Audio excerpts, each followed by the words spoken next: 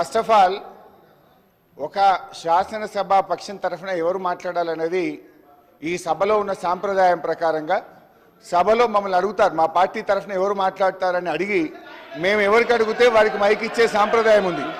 కానీ మీరు సభా సాంప్రదాయాలకు తిలోదక. హరీష్ రావు గారు, ఈ సభలో ప్రతి సభ్యుడికి మాట్లాడే అవకాశం ఉన్నది. మీరు చేరుకు నేర్పించవలసిన అవసరం లేదు. మీకు అవకాశం ఇచ్చినా మీరు మాట్లాడండి. నాకు చేరుకు నేర్పించవలసిన అవసరం లేదు. ఈ శాసనసభలో ఏ సభ్యుడికైనా మాట్లాడే హక్కు ఉంది. మీరు సీనియర్ శాసనసభ్యులు నాకు నేర్పించవలసిన అవసరం లేదు, చేరుకు నేర్పించవలసిన అవసరం లేదు. మీరు మాట్లాడండి. There is a procedure in this house. There are some rules in this house. ఎప్పుడు అందరి సభ్యులకు మాట్లాడే హక్కు ఉన్నా ఏదైనా ఒక అంశం మీద ప్రధాన ప్రతిపక్షం నుంచి ఎవరు మాట్లాడతారని అడిగి ఆ ప్రధాన ప్రతిపక్షం నుంచి పేరు తీసుకొని మాట్లాడించే సాంప్రదాయం ఈ సభలో ఉంది.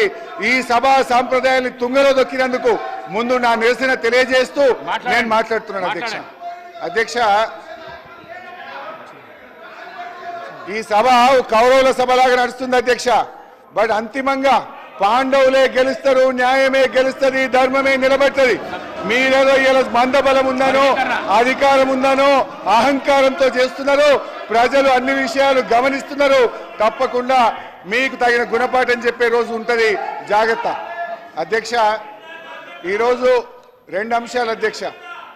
ఎస్సీ వర్గీకరణ మీద భారత సర్వోన్నత న్యాయస్థానం ఇచ్చిన తీర్పును బీఆర్ఎస్ పార్టీ పక్షాన మా యొక్క హర్షాన్ని వ్యక్తం చేస్తూ ఉన్నాం, స్వాగతిస్తూ ఉన్నాం. అధ్యక్ష, ఈ యొక్క వర్గీకరణ మీద మా ప్రభుత్వం ఏర్పడిన వెంటనే సభానాయకుడిగా కేసీఆర్ గారు 29 నవంబర్ 2014లో ఈ ఎస్సీ వర్గీకరణ వెంటనే చేయాలని ఆనాడు మా సభానాయకుడిగా కేసీఆర్ గారు ఈ సభలో తీర్మానాన్ని ప్రవేశపెట్టి కేంద్ర ప్రభుత్వానికి ఏకగ్రీవంగా ఈ వర్గీకరణ చేపట్టాలని చెప్పిన పార్టీ మా బీఆర్ఎస్ పార్టీ.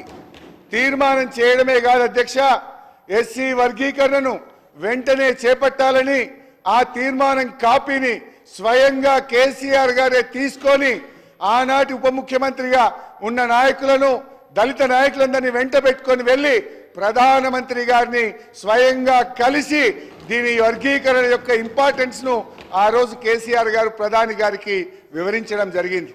ప్రధానమంత్రి గారు ఆ రోజు కూడా చాలా స్పష్టంగా ఇది న్యాయమైన డిమాండ్ అని, దీన్ని తప్పకుండా పరిష్కరిస్తామని ప్రధానమంత్రి గారు కూడా ఆ రోజు సానుకూలంగా స్పందించారు అధ్యక్ష. అయితే అధ్యక్ష, ఈ వర్గీకరణ పోరాటం చాలా సుదీర్ఘమైన పోరాటం.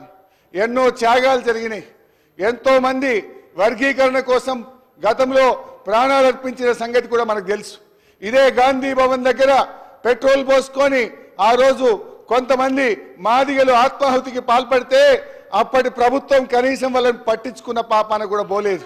కానీ ఆ మాదిగలకు కేసీఆర్ గారు మా ప్రభుత్వం వచ్చిన వెంటనే వారందరికీ ఎక్స్గ్రేషియా ఇచ్చి ఆ కుటుంబాలను ఆదుకున్న పార్టీ బీఆర్ఎస్ పార్టీ, మా నాయకుడు కేసీఆర్ గారు అధ్యక్ష.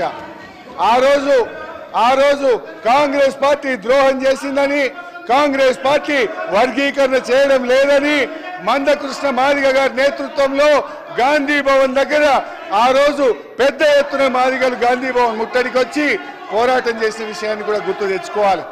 ఆ రోజు అమరులైన కుటుంబాలను కేసీఆర్ గారి ప్రభుత్వం ఆ కుటుంబాలను ఆదుకున్నది తప్ప గతంలో ఉన్న కాంగ్రెస్ ప్రభుత్వం ఆ పాపం అమరులైనటువంటి మాదిగ నేతలను పట్టించుకోకుండా వారికి అన్యాయం చేసినటువంటి పార్టీ కాంగ్రెస్ పార్టీ.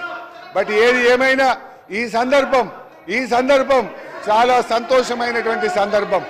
దశాబ్దాల కళ నెరవేరినటువంటి రోజు. అందువల్ల ఈరోజు మా బీఆర్ఎస్ పార్టీ తరఫున సుప్రీంకోర్టు తీర్మానాన్ని మనస్ఫూర్తిగా స్వాగతిస్తా ఉన్నాం.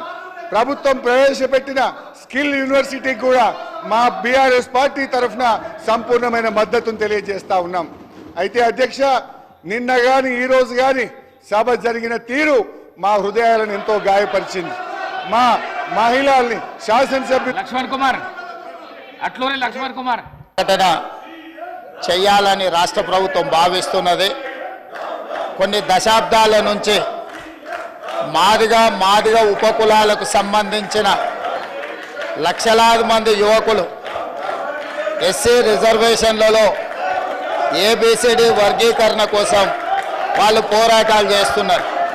27 సంవత్సరాల నుంచి ఉమ్మడి రాష్ట్రంలో కానీ ప్రత్యేక తెలంగాణ రాష్ట్రంలో కానీ ఏబిసిడి వర్గీకరణ మీద మాదిగ ఉపకులాల యువకులు పోరాటాలు చేయడం జరిగింది. వారి పోరాటాల ఫలితం ఒకనాడు ఇదే శాసనసభలో మాదిగ ఉపకులాల వర్గీకరణ కోసం వాయిదా తీర్మానం ఇస్తే నాతో పాటు ఆనాటి శాసనసభ్యుడు సంపత్ కుమార్ను కూడా ఈ సభ నుంచి బహిష్కరించడం జరిగింది. గత ప్రభుత్వం ఏబిసిడి వర్గీకరణ మీద కేంద్రానికి ప్రధానమంత్రికి విజ్ఞప్తి చేయడానికి అఖిల పక్షాన్ని తీసుకెళ్తామని చెప్పి తీసుకుపోకుండా మాదిగ సోదరులను మోసం చేయడం జరిగింది. కానీ డిసెంబర్ 3, 2023 నాడు ప్రజాప్రభుత్వం బాధ్యత తీసుకున్న తర్వాత తక్షణమే మా ఉప ముఖ్యమంత్రి గారి సూచన మేరకు మాజీ ఉప ముఖ్యమంత్రి ప్రస్తుత మంత్రి దామోదర్ రాజనరసింహ గారి నేతృత్వంలో మా శాసనసభ్యులందరినీ అడ్వకేట్ జనరల్ని ఢిల్లీకి సుప్రీంకోర్టుకు పంపించి న్యాయ కోవిధులతోని చర్చించి సుప్రీంకోర్టులో బలమైన వాదనను తెలంగాణ రాష్ట్ర ప్రభుత్వం కాంగ్రెస్ ప్రభుత్వం వినిపించడంతో ఈనాడు సుప్రీంకోర్టు మాదిగ ఉపకులాల వర్గీకరణకు అనుకూలమైన తీర్పునివ్వడం జరిగింది.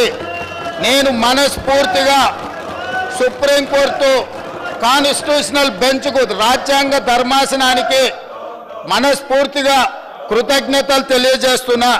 7 మంది జడ్జిలలో 6 మంది జడ్జిలు రాష్ట్రాలకు ఏబిసిడి వర్గీకరణ చెయ్యడానికి అనుమతి ఇచ్చింది. తెలంగాణ రాష్ట్ర ప్రభుత్వం తరఫున నేను స్పష్టమైన ప్రకటన చేస్తున్నా. దేశంలోనే అందరికంటే ముందు బాగానే నిలబడి తెలంగాణ రాష్ట్ర ప్రభుత్వం ఏబిసిడి వర్గీకరణ అమలు చేసే బాధ్యత మా మిత్రులు మా మంత్రివర్గ సహచరులు మేమందరం తీసుకుంటాం. అవసరమైతే ఇప్పుడు ఇచ్చిన ఉద్యోగ నోటిఫికేషన్లలో కూడా వర్గీకరణను అమలు చేయడానికి అవసరమైతే ఆర్డినెన్స్ తీసుకొచ్చి మాదిగ సోదరులకు న్యాయం చేసే బాధ్యత మేము తీసుకుంటాము. కాబట్టి ఈరోజు ఈ సభ అందరూ కూడా ఈ అంశం మీద ఏకాభిప్రాయానికి వచ్చి మాదిగ ఉపకులాల వర్గీకరణకు సంపూర్ణంగా సహకరించాల్సిందిగా రాష్ట్ర ప్రభుత్వం తరఫున నేను విజ్ఞప్తి చేస్తున్నా. అధ్యక్ష,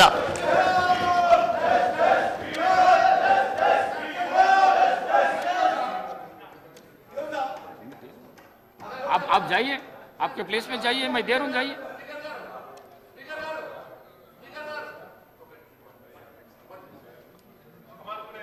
मैं आपको दिए तो आप बैठ गए. आप बात करो, अकबर साहब आप बात करो. महेश्वर रेड्डी गारू 1 मिनट वार माट दे दो सर, दे दे. अच्छा మాట్లాడు. ధన్యవాదాలు స్పీకర్ గారు.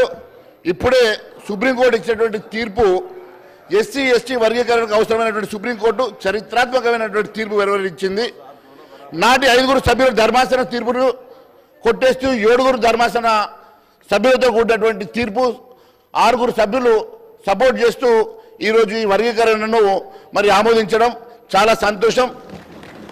నరేంద్ర మోడీ గారు 70 సంవత్సరాలుగా ఎవరు చేయనటువంటి సాహసం నరేంద్ర మోడీ గారు బాటిచ్చారు. వారికి అండగా నిలబడ్డారు.